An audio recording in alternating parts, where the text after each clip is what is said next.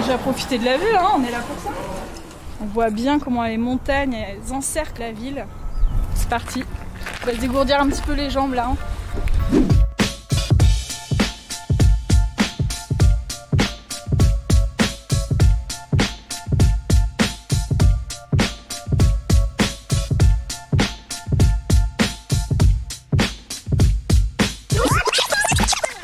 Donc première étape quand on fait du slow tourisme, c'est déjà un petit peu de regarder les centres d'intérêt qu'il peut y avoir très près. Donc, centre d'intérêt Grenoble. Donc là ça me propose plusieurs endroits. Ah tiens, moi j'aime bien aller grimper, donc on va aller là, Fort de la Bastille.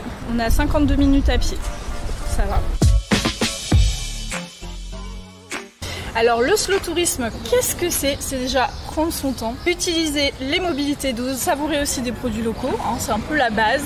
Et puis surtout aussi se déconnecter en pleine nature.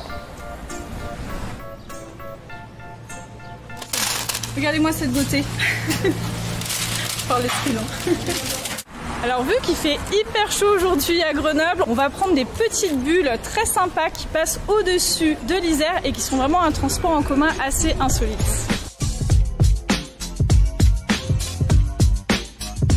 Je trouve qu'aujourd'hui on est trop souvent à vouloir être dans le spectaculaire, toujours plus haut, toujours plus fort, etc. Alors qu'en fait, juste à côté de chez soi, on peut s'émerveiller d'un rien. Le slow tourisme, c'est aussi choisir des activités qui sont respectueuses de la nature. Donc la randonnée, c'est parfait. Moi, ce que j'ai cherché quand j'ai démarré la rando, c'était pas mal autour quand même du matériel. Comment bien choisir sa chaussure de rando. C'était aussi comment se préparer physiquement. Par exemple sur des grosses randonnées, donc ça c'est aussi important.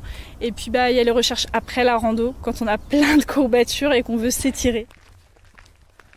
Et par là on entend un bruit un peu de feuilles, donc je pense qu'il y a un animal, donc ça se trouve c'est juste un petit oiseau.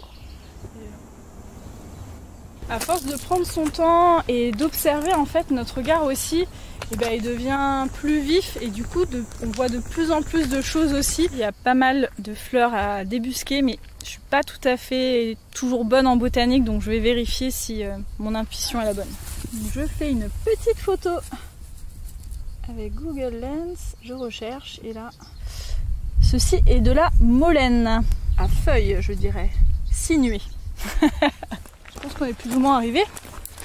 Je vois que ça se dégage, donc je pense que la belle vue là, elle nous attend.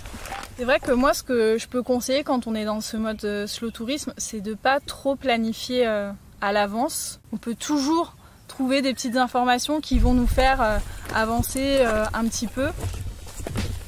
Bon, j'espère que cette journée autour de Grenoble vous a donné envie de faire du slow tourisme. En tout cas, moi, j'ai apprécié.